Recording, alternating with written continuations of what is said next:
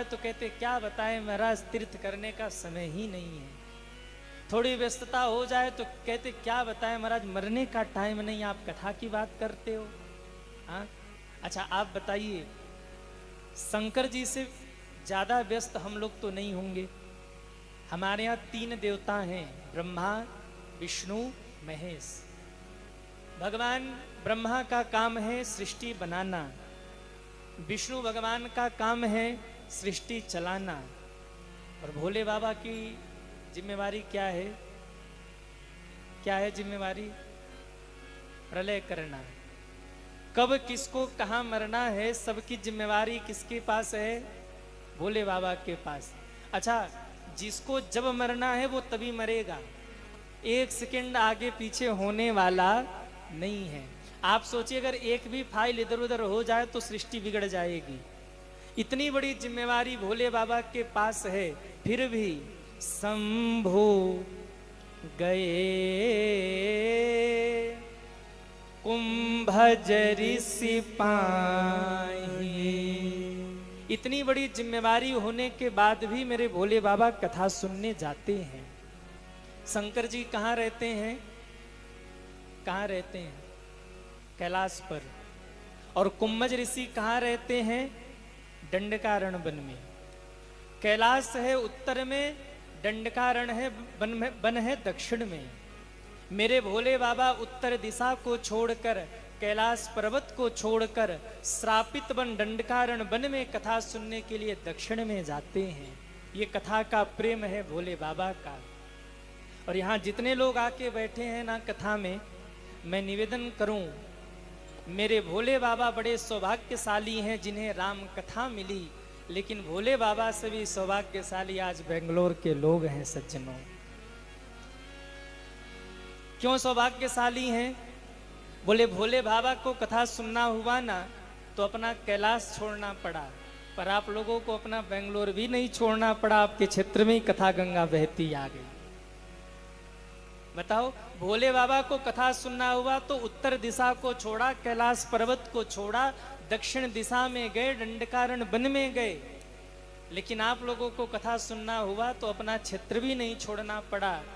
बहुत आए होंगे तो 5 किलोमीटर से आए होंगे, 10 किलोमीटर से आए होंगे, इससे ज्यादा तो नहीं चल के आए ना। ये सौभाग्य है हम सभी का। और आप सभी अगर आए हैं तो ये समझना कि ठाकुर जी की कृपा है। यहाँ सब नहीं आ सकते। इन मस्तों की बस्ती में, हाँ हाँ, इन मस्तों की बस्ती में आता है कोई कोई।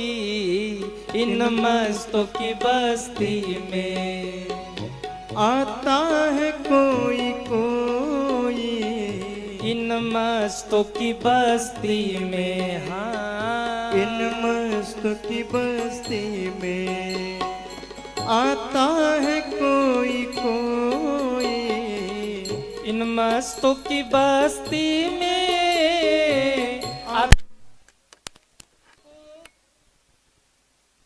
मस्तों की बस्ती में आता है कोई कोई। रोती है सारी दुनिया, रोती है सारी दुनिया, पर गाता है कोई कोई। इन मस्तों की बस्ती में, इन मस्तों की बस्ती में आता है कोई कोई। इन मस्तों की बस्ती में, हाँ, इन मस्तों की बस्ती में, हाँ, इन मस्तों की बस्ती में। अरे इन मस्तों की बस्ती में आता है कोई कोई। इन मस्तों की आता है कोई।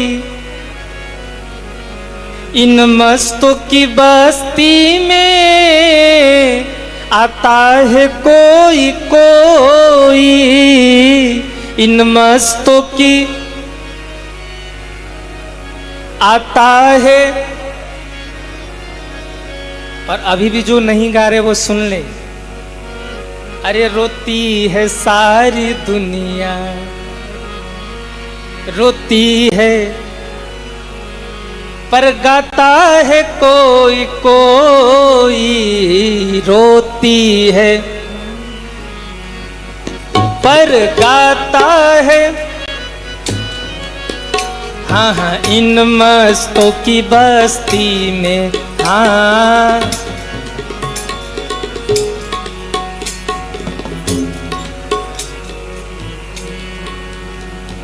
एक बार त्रेता युग माही, शंभु गए कुंभज ऋषि पाही। सती माँ को साथ में लिया बाबा, जाकर कुंभज के दरवाजे खड़े हो गए। आवाज लगाया कुंभज। कुंभज ऋषि ने दरवाजा खोला तो देखा सामने महादेव खड़े थे। आहा, गदगद हो गए। सुबह सुबह आपके घर के दरवाजे की कुंडी बजे, घंटी बजे, आप दरवाजा खोलें और आपके घर के दरवाजे पर स्वयं भगवान खड़े हों तो आपको कैसा लगेगा? कैसा लगेगा? समझ में आएगा करना क्या है, कहना क्या है, स्वागत कैसे करें, बोले क्या? क्यों? बाड़ी अवरुद्ध हो जाएगी, कुछ बोल नहीं सकते। अचानक से दरवाजा खोलिए और भगवान सामने खड़े हों तो हृदय गदगद हो जाएगा, मुख से शब्द नहीं निकल सकते। कुंभज ऋषि गदगद हो गए। महादेव बिना बताए अचानक से मेरे दरवाजे पर आ गए। आहा, इतने भाव विभोर हो गए कुंभज ऋषि, खड़े खड़े आंखों से अश्रुओं की धारा बहाने लगे। भोले बाबा ने कहा कुंभज बिठाओगे नहीं? कहा हाँ बाबा, आइए आइए आइए। ले जाकर आसन पर बिठाया, हाथ जोड़कर चरणों में बैठे। हे महादेव, कैसे आना हुआ? आज हम गरीब की कैसे याद आ गई आपको? अरे कोई कार्य था तो आपने हमें याद कर लिया होता। महादेव ने कहा कुंभज, मुझे राम कथा सुनना था और मैं तुम्हारे यहाँ राम कथा सुनने आया हूँ। इतना शब्द सुना कुंभज ऋषि रो पड़े। हे महादेव, आज मेरा जीवन धन्य धन्य हो गया। क्यों? मैंने जीवन में जीवों को तो बहुत कथा सुनाया है, पर पहली बार मेरे दरवाजे पर कथा सुनने जीव नहीं, पहली बार मेरे दरवाजे पर कथा सुनने शिव पधारे हैं। मेरा जीवन धन्य धन्य हो गया। आज मेरे दरवाजे पर जगत नहीं जगदीश्वर पधारे हैं, मेरे दरवाजे पर देव नहीं महादेव पधारे हैं। बाबा, मेरी वाणी, मेरा जीवन, मेरी कुटिया, मैं तो धन्य धन्य हो गया। मैं आपको कथा श्रवण कराऊं? आप तो स्वयं राम कथा के रचयिता हैं। रचि महेश निज मानस राखा। सबसे पहले रामचरितमानस किसने लिखा? अरे बोलो ना।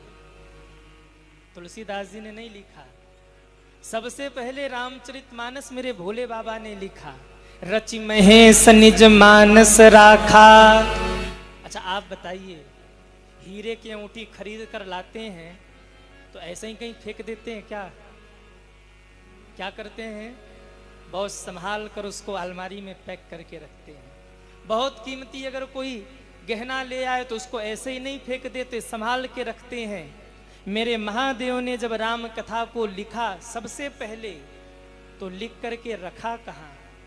भोले बाबा को लगा कहीं कोई चुरा न ले, तो रचि महेश निज मानस राखा। इस रामचरितमानस को अपने मानस में संभाल करके रखा, अपने मन में संभाल करके रखा। पाई सुसमय शिवासन भाखा। जब समय आया तो पार्वती जी को अधिकारी जान करके सुनाया। और भोले बाबा की ही प्रेरणा से, भोले बाबा के ही अवतार हैं श्री हनुमान जी। हनुमान जी ने ही बैठ करके रामचरितमानस की रचना तुलसीदास जी से बाद में करवाया। तुलसीदास जी ने तो केवल कॉपी उतारा है, लिखने वाला कोई और है, बताने वाले हनुमान जी महाराज हैं। जब लिखते लिखते रामचरितमानस की रचना करते करते कभी कभी तुलसी बाबा की लेखनी रुक जाती थी, समझ में नहीं आता था, तो पुकारते थे, हे हनुमंत लाल मेरी रक्षा कीजिए। तब हनुमान जी आते थे, हाथ पकड़ते थे और कहते थे तुलसीदास ऐसे लिखो। कभी कभी तो ऐसी चौपाई मानस में आई, आधी चौपाई लिखकर गोस्वामी जी समझ नहीं पा रहे कि अब आगे लिखूं क्या। तब पुकारा, हे हनुमंत लाल रक्षा करो। हनुमान जी आए, हाथ पकड़ के चौपाई को पूर्ण कराया, तब ग्रंथ का लेखन आगे बढ़ा। तो रचि महेश निज मानस राखा, सबसे पहले इसे भोले बाबा ने लिखा था। और ऐसे राम कथा के रचयिता जब दरवाजे पर आए, आहा धन्य धन्य हो गए कुंभज ऋषि। हाथ जोड़ करके चरणों में बैठ गए, राम कथा गाना शुरू कर दिया। देखिए कथा का नियम क्या है,